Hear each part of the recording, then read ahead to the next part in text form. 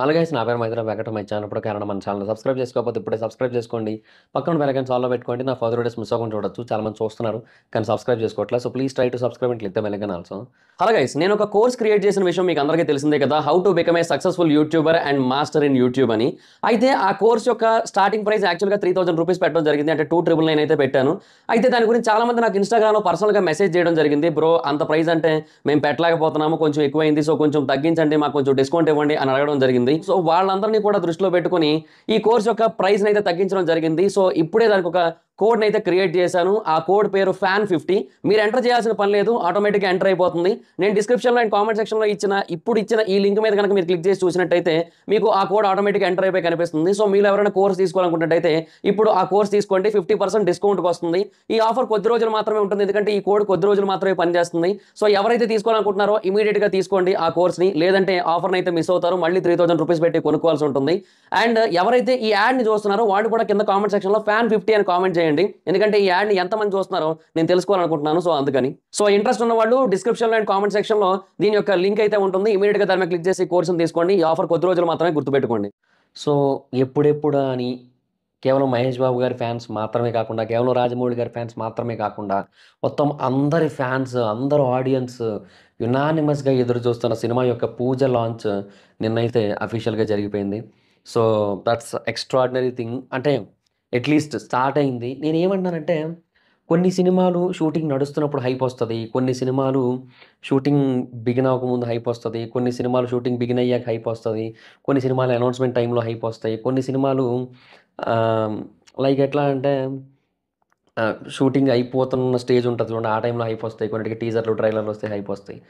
But ఈ cinema అన్నిటికంటే different. ఈ సినిమా అన్నిటికంటే ఎందుకు డిఫరెంట్ అంటే, ఈ సినిమా గురించి ఆలోచిస్తే హైప్ వస్తుంది, ఈ సినిమా గురించి ఎవరితోనైనా చెబుతుంటే హైప్ వస్తుంది, ఈ సినిమా గురించి ఎవరైనా మనతో చెబుతుంటే హైప్ వస్తుంది, ఈ సినిమాకి సంబంధించిన ట్యాగ్ ఎక్కడైనా చూసినా హైప్ వస్తుంది, ఈ సినిమా గురించి ఏ చిన్నది జరిగినా హైపే. అంటే అది ఎట్లా అంటే ఇంకా ఇప్పుడు లైక్ అది సినిమాకి సంబంధించింది కాకపోయినా హైప్ వస్తుంది. అది నా పాయింట్ ఇక్కడ. ఇప్పుడు ఎక్కడో అంబానీ పెళ్ళికి మహేష్ బాబు గారు వెళ్ళి జస్ట్ ఒక్క లుక్ ఇస్తే SSMB 29 SSRMB what ever it is, so దానికి మాత్రం హైప్ వచ్చింది. అమ్మా ఏమి లుక్ అయ్యా, రాజమౌళి గారు ఏం ప్లాన్ చేశారు. అది మహేష్ బాబు గారు ఎయిర్పోర్ట్లో కనబడుతూ క్యాప్ పెట్టుకొని, గడ్డం కొంచెం ఎక్కువ ఉండి, జుట్టు కొంచెం ఎక్కువ ఉండి, ఫ్యామిలీతో ట్రిప్పుకి వెళ్తూ కనబడతారు.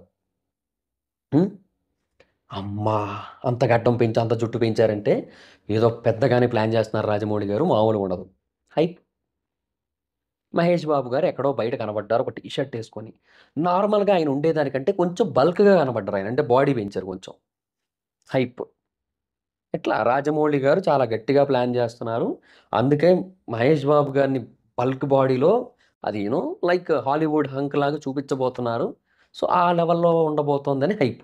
అంటే ఏ చిన్నది జరిగినా, వాళ్ళిద్దరు ఏదో ఫంక్షన్లోకి వెళ్ళారు, ఎవరిదో పెళ్ళికి వెళ్ళారు, వాళ్ళిద్దరిది ఎవరో పెళ్ళికి వెళ్తే అక్కడ వాళ్ళిద్దరు జస్ట్ క్యాజువల్గా ఏంటి సార్ ఏం తిందాం సాయంత్రం డిన్నర్లో, చికెన్ తిందామా మటన్ తిందామా, ఏదో ఒకటిలేండి, ఏదైనా నా సినిమా స్టార్ట్ అయ్యేంతవరకే, మళ్ళీ ఆ తర్వాత మాత్రం మొత్తం మీరు డైట్ చాలా జాగ్రత్తగా మెయింటైన్ చేయాలండి.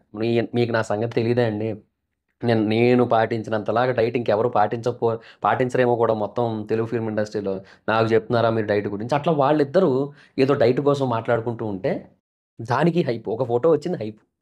అంటే అది వాళ్ళు ఇదే మాట్లాడుకుంటున్నారని నేను చెప్పట్లేదు, నేను అంటుంది ఏంటంటే వాళ్ళు ఇట్లా ఏదో క్యాజువల్ డిస్కషన్ చేసుకొని ఉండొచ్చు. సో దానికి హైప్. అంటే ఇట్లా ప్రతి చిన్నదానికి కూడా హ్యూజ్ లెవెల్ ఆఫ్ హైప్ అనేది పెరుగుతూ వచ్చింది. ఎందుకంటే అదంతే, అదొక రకం అది. సో అలాగా బీభత్సమైన హైప్ ఉన్న సినిమా. సో అంత హైప్ ఉన్న సినిమా ఫైనల్లీ అఫీషియల్గా లాంచ్ అయింది. అండ్ దానికి సంబంధించిన కొన్ని చిన్న చిన్న సీన్స్ విజయవాడలో ఒక సెట్ వేశారు, దాంట్లో అయితే షూటింగ్ చేయబోతున్నారు. సో డెఫినెట్గా స్టార్ట్ అయింది. బట్ ఇంకా మేజర్ సీన్స్ ఏవైతే ఉంటాయో, లైక్ ఇప్పుడు మహేష్ బాబు గారు షూట్లో జాయిన్ అవ్వడం, అంటే అప్పటి నుంచి మేజర్ సీన్స్ కదా, సో అవి మనకి ఏప్రిల్ నుంచి స్టార్ట్ అవుతాయి మ్యాక్సిమం. అండ్ ఈ గ్యాప్లో స్లాంగ్ రిలేటెడ్ వర్క్స్ అన్నీ జరుగుతున్నాయి, నాజర్ గారితో ట్రైనింగ్. ఆ తర్వాత ఇంకా మొత్తం అన్ని రకాలుగాను కూడా చాలా గట్టిగానే ప్లాన్ చేస్తున్నారు. అంటే లుక్స్ పరంగా, బాడీ పరంగా, వాయిస్ మాడ్యులేషన్ పరంగా ప్రతి యాంగిల్‌లోని కూడా రాజమౌళి గారు, మహేష్ బాబు గారి నుంచి ఒక డిఫరెంట్ వెర్షన్ తీసుకురాబోతున్నారు. ఎట్లా అంటే అది అది అది దేనితో మొదలైందంటే, ఈ 'పూజ' లాంచ్‌తోనే మొదలైంది. బేసిక్‌గా గడిచిన 10 సంవత్సరాల్లో మహేష్ బాబు గారు ఎప్పుడు కూడా ఆయన సినిమా లాంచ్‌కెళ్ళలే. బట్ ఇవాళ ఎళ్లారు. రాజమౌళి గారి సినిమా 'పూజ' లాంచ్‌కి, అఫీషియల్ లాంచ్‌కి మహేష్ బాబు గారు ఎళ్లారు. అది హైలైట్ ఆడ. సో, అక్కడే మార్పు మొదలైందక్కడ. నేను అంటుంది అదనమాట.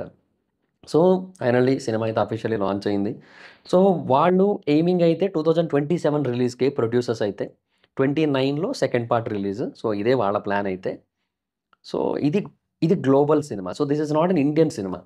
అంటే ఇప్పుడు ఒక సినిమాని ఇండియన్ సినిమాగా తీసి దాన్ని గ్లోబల్ వైడ్‌గా అప్రిషియేషన్స్ పొంది దానికి అండ్ గ్లోబల్ వైడ్‌గా దానికి రీచ్ రావడం ఇట్లాంటివి కొన్ని జరిగాయి మనకి. ఇప్పుడు 'బాహుబలి 2', 'ఈగ', 'ట్రిపుల్ ఆర్' వీటన్నిటికి జరిగినియి. బట్ నేనంటుంది ఏంటంటే ఇది తీయడమే గ్లోబల్ సినిమాగా తీయబడుతోంది ఈ సినిమా. This is not an Indian cinema.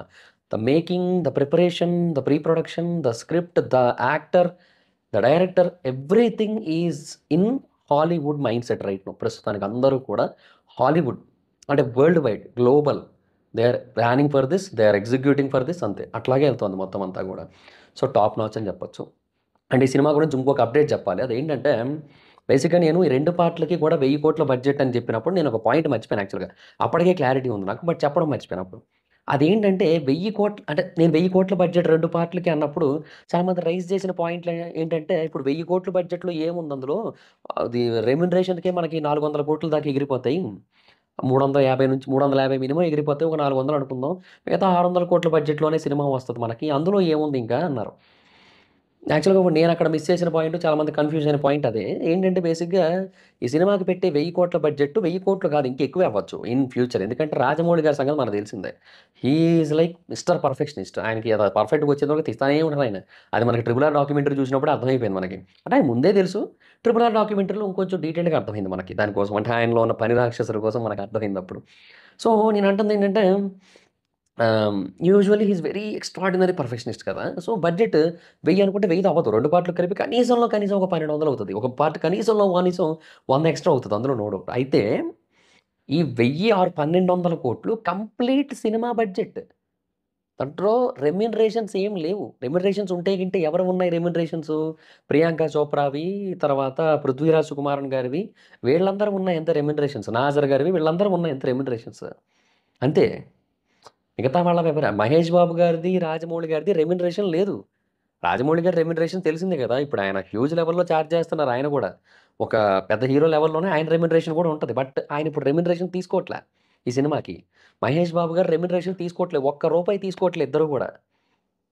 ఎందుకంటే అలాగని కంప్లీట్‌గా ఇద్దరు ఫ్రీగా చేస్తున్నారా అంటే కాదు. వాళ్ళిద్దరూ కూడా ప్రాఫిట్ షేరింగ్ మోడల్‌లో ఈ సినిమాకి అగ్రీమెంట్ సైన్ చేశారు. బేసిక్‌గా రాజమౌళి గారైనా, మహేష్ బాబు గారైనా ఇద్దరు కూడా లాభాల్లో వాటాలు తీసుకుంటారు. వాళ్ళకి వాళ్ళ మీద హ్యూజ్ లెవెల్‌లో కాన్ఫిడెన్స్ ఉంది. వాళ్ళ కంటెంట్ మీద కాన్ఫిడెన్స్ ఉంది. ఆబ్వియస్‌లీ. ఇప్పుడు 'రాజమౌళి' గారు is a pan Indian director. In fact pan world director. ఈ సినిమాకి చెప్తున్నాను కదా!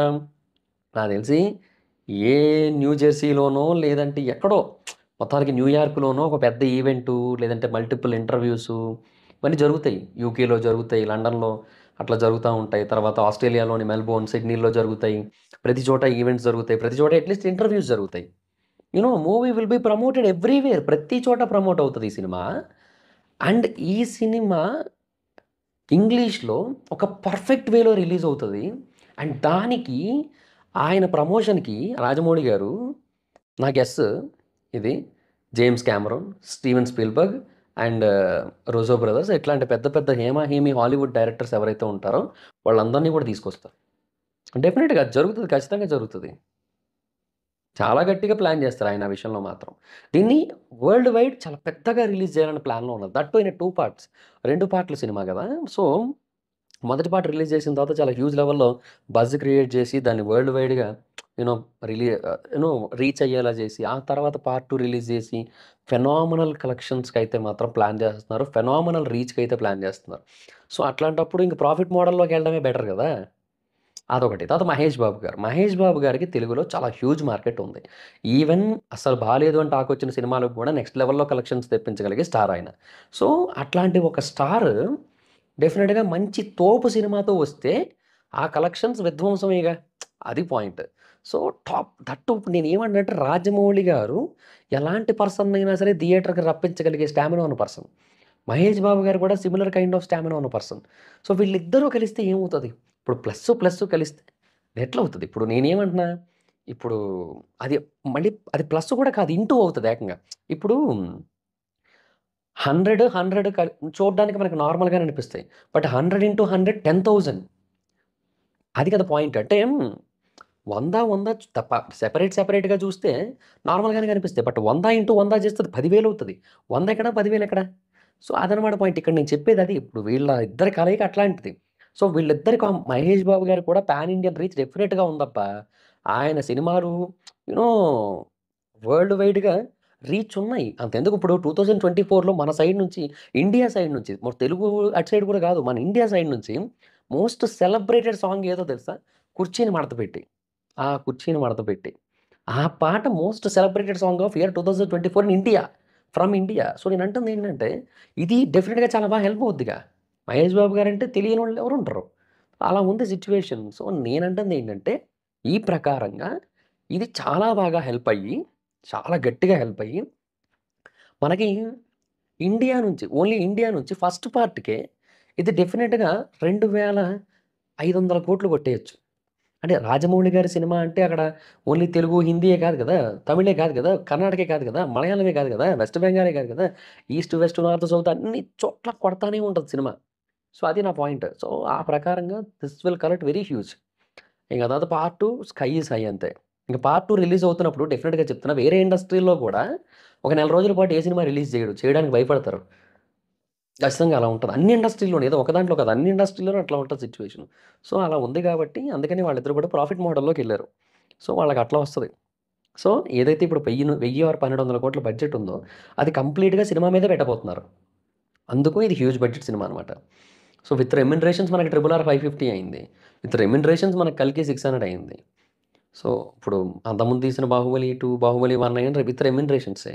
సో ఇప్పుడు ఇది without remunerations 500 or 600 crore for a single movie అంటే that's huge. Only for movie. Hollywood సినిమాల బడ్జెట్ మనకు దగ్గర దగ్గరగా 1000,00,00,000 1,200,00,00,000, 1,400,00,00,000 అటువంటి పెద్ద పెద్ద సినిమాలైతే ఒక 2,500,00,00,000, 2,800,00,00,000 అట్లా ఉంటాయి. అవునా? సో ఇప్పుడు అంటే మనం ఒక హాలీవుడ్ సినిమా బడ్జెట్‌లో అరౌండ్ ఒక పెద్ద హాలీవుడ్ అంటే లైక్ ఇప్పుడు 'అవతార్ 2' ఉంది. 'అవతార్ 2' బడ్జెట్ అరౌండ్ 2,800 క్రోర్స్ దగ్గర దగ్గరగా. సో 2,800,00,00,000 బడ్జెట్‌తో వచ్చిన సినిమాకి మనము ఒకసారి కంపేర్ చేసుకుంటే దాంట్లో మనం ఒక 20% కూడా కాదు మన బడ్జెట్. అంతే కదా! సో ఒక 20% అనుకుందాం పోనీ. 560 క్రోర్స్ అవుతది 20% అంటే.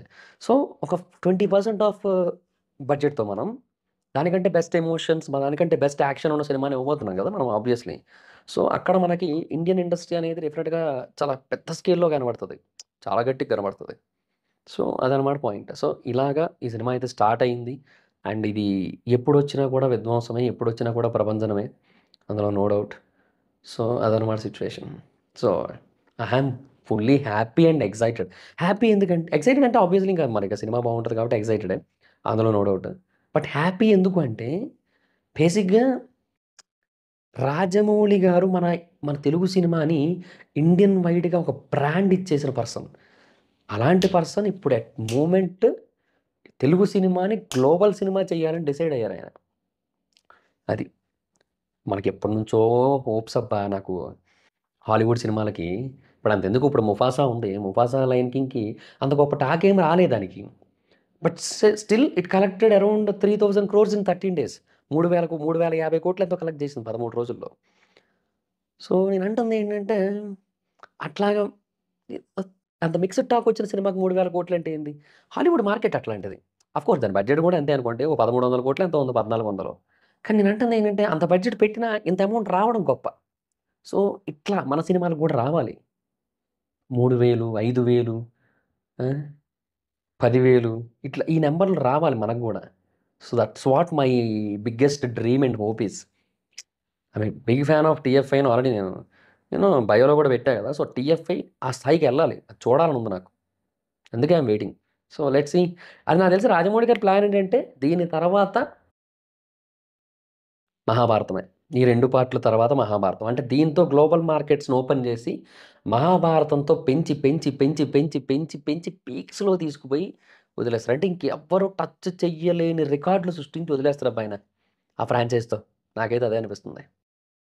వెయిటింగ్. చాలా గట్టిగా వెయిటింగ్. ఈవెన్ హాలీవుడ్ యాక్టర్స్ కూడా ఉంటారు అందులో. విల్ స్మిత్ నేనే యాక్ట్ చేసేస్తానంటాడేమో. ఎందుకంటే ఆయన మహాభారతం కోసం ఎప్పుడూ చెప్తానే ఉంటాడాయన. సో, అది. సరే మొత్తానికి ఇదైతే situation. So, very much happy and excited. So, SSMB 29 SSRMB start అయింది.